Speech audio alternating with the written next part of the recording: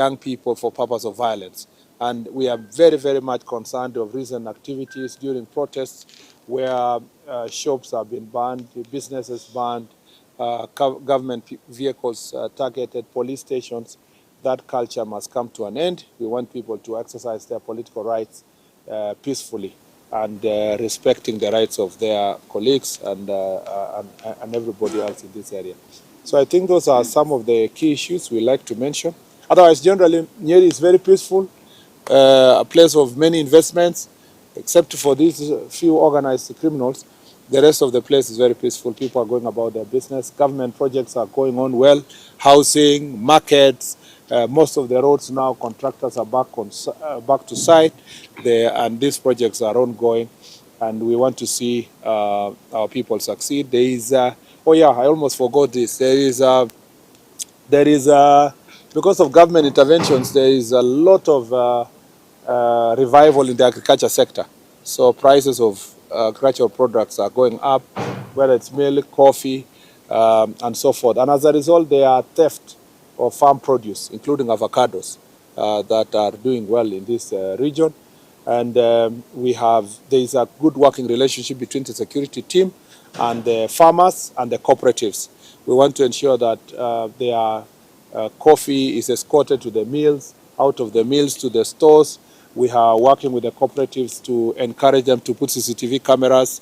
We are also putting under surveillance the security, the watchmen that are taking care of these cooperatives to make sure that they are vetted and we monitor them, because some of them are colluding with the thieves to steal coffee. The theft of coffee was a little bit high a few months ago. Last month it was slightly high, 2,000 kilograms of coffee was stolen. But this month a good job was done, in July actually. In June it was high, in July it came down to only 60 kilograms. And there have been a number of recoveries that have been done for both coffee and avocados. Stealing of these farm products, whether, of course it's a very negative thing, but the positive story is that there is hope in this area that farming is again bringing pesa mfukoni to many residents in this area, and therefore we must protect, including livestock also. Stealing livestock, 1 cow, 2 cows here. There have been some criminals who have been invading people's homes, stealing one animal here and there. And you know these animals, somebody may have taken loan from cooperative to buy a good cow and so forth, and then stolen and slaughtered. The same problem we encountered in Nyandarua yesterday. And the security team is on high alert. I'm going to have that conversation with the chiefs to see how best we are going to ensure that there is an intervention in every location, sub-location, to protect farmers who are losing their livestock or their farm produce. I will take 3 questions and then we will call it a day. Yes, I'll start with you. Yeah. Yes, my name is Clement from KTN. We have seen heavy deployment of security officers at Jkia ahead of rigathigachagua arrival in the country. Yeah. Perhaps, is it part of the security plans you talked about yesterday? Yeah. I'll answer you last. So let me start with the things that concern Nyeri. Anybody who has something that concerns this region. So all of you are just asking that one question. Mine is a national matter, okay. From last year. Okay, you introduce yourself. Yes. Kamau Mwangi, citizenTV Nyeri. Correct. And my question goes to both yourself and the IG. Yeah. Last year, there was this man or gentleman who was arrested for perpetuating crimes against women in the Kware murders. Yes. From last year. Yes. Where are we with that? Where is Collins Tumaisi? Yeah. He's not been found to date, and is Kware still an active crime scene? He had 2 accomplices. Yeah, okay. Yes. You're saying the accomplices. Thank you for asking that question, because I forgot earlier. The other problem we have in Nyeri is gender-based violence. Gender-based violence and cases of defilement. They are also very high. And it's a matter of great concern because it's perpetuated by family members, close relatives. These cases also of gender-based violence, including sexual offenses, is also linked to this alcohol and drug abuse. And again, we are encouraging the society not to keep quiet in terms of dealing with this issue. They must speak out. Gender-based violence is a matter of great concern. You will hear us in the venue when we are discussing today. Our encouragement is to our local chiefs and assistant chiefs to make sure that this is not being normalized in some communities, but others are being called to resolve that problem of gender-based violence and say that, families have agreed. Defilement happens and then they say families have agreed. This is something we must not accept and we must not normalize. On the question of, and that's why there is a pending question about the suspect who was arrested in Nairobi linked to the cases of femicide at the Embakasi quarry dump site, or a dump site there near the quarry. And it's regrettable that the guy escaped from custody and that is still at large together with their accomplices. And the police are still pursuing. It's notable that 2 newspaper adverts were put into circulation to see if any citizen or any person has any knowledge about their whereabouts. It is our expectation that they be found, established where they are, dead or alive. It is of great concern. I see some people who want to score cheap political points out of this very heinous act.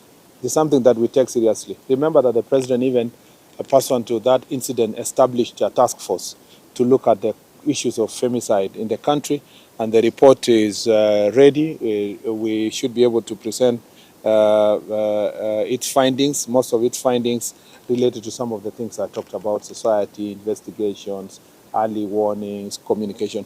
It's also very sad that many people have their loved ones, they don't talk with their loved ones for months, and they never ask themselves where they are, they never report. Of course, a number of cases are reported, but part of the reasons why these things are not napped also in good time is failure to report in good time cases of missing persons, particularly some of these characters who are targeting women. So we are on course.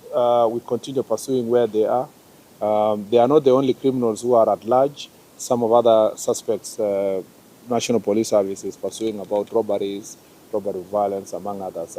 Sometimes they go underground. Sometimes also you'll find that they may be dead.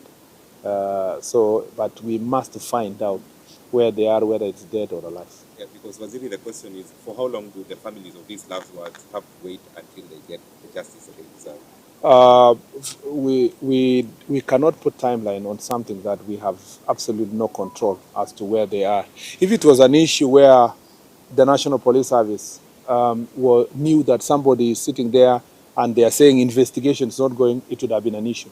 But somebody who is running and we are pursuing, by all means, we must take the shortest time possible based on the circumstances and based on the circumstances of every case to make sure that they are apprehended. And we really need public support.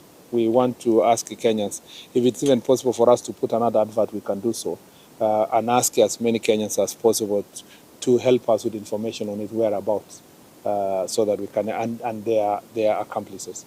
And even if they, for whatever reason, they are still not alive, somebody should tell us about the same. Maybe we hear from the IG in terms of whether the place is still a crime scene. If that's okay, was it? The answer is the same. Yeah, the answer does. Actually, it's the one who gave me the answer to read in Parliament. So the answer is the same. I don't get my answers from any other source. Any other question? I'll conclude your question. So I will not forget. I'm not forgetting. One last question. My name is Nancy from the Daily Nation newspaper. It's been a year since the Hilltop and the Russia accident that saw 21 beings perished.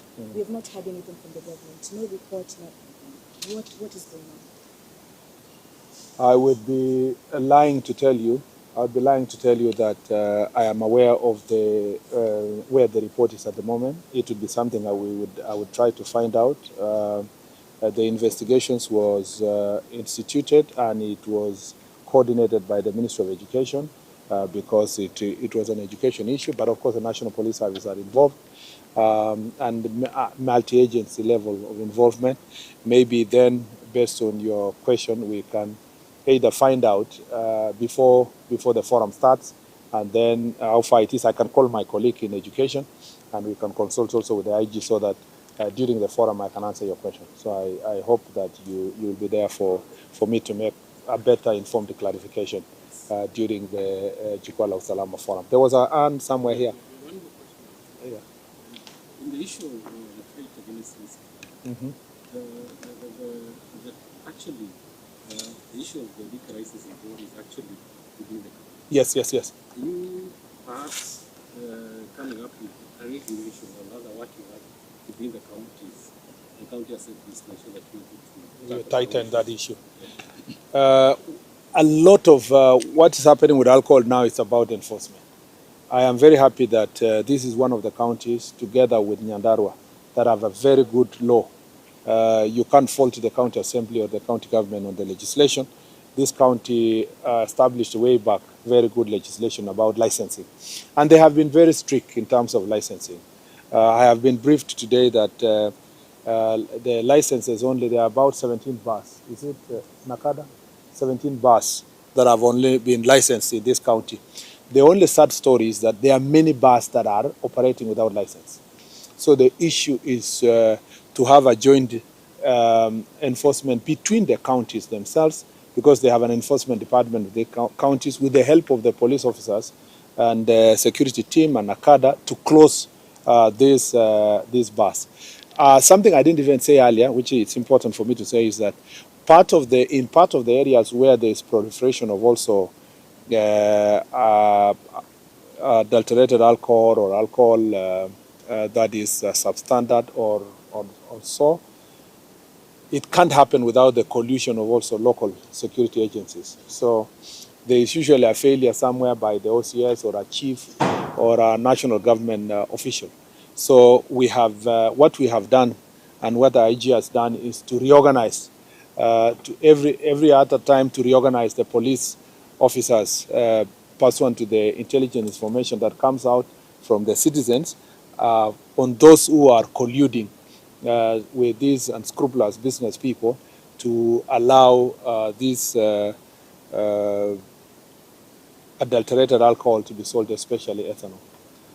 So we are dealing with our own officers also. Some are being taken through disciplinary procedures. Some where we cannot really find clarity as to how they were involved are transferred or to go and perform other duties, especially those who we may not have proper evidence that they committed something, but where there is laxity on their part, they can be redeployed to go and do something else. I guess we have answered those questions. On your question about security at the airport, the National Police Service is always alert to ensure that they protect our critical installation. The Jomo Kenyatta International Airport has a full-fledged commander in charge of all the airports in the country. He's based there, but also we have airport police that take care of our airports across the country. It's important for every citizen when they travel or they come back to observe the law, to observe the rules that apply in the use of our airport, and not just airport, the roads, everywhere. Everybody needs to be observant in terms of the law. You are the one who has informed me that there is a heavy deployment. I was not also aware. But generally, police, even the IG doesn't have to know about a deployment in a particular place. The National Police Service is decentralized, and everybody will do their job unless they are seeking for specific requests from the IG that there is need for enforcement. The IG will be informed. But the IG generally, everybody everywhere, a police officer everywhere doesn't have to call the IG before they do law enforcement. They can do their job and report to the IG through the required channels. So I must assure Kenyans that National Police Service is always on alert to make sure that any person or any incident that is going to lead to breach of peace is addressed according to the law, so that Kenyans can continue pursuing their political or social or economic objectives in a peaceful environment. I'm very happy to be here. You know, this is my second home, so I'm around. Thank you very much. Asante.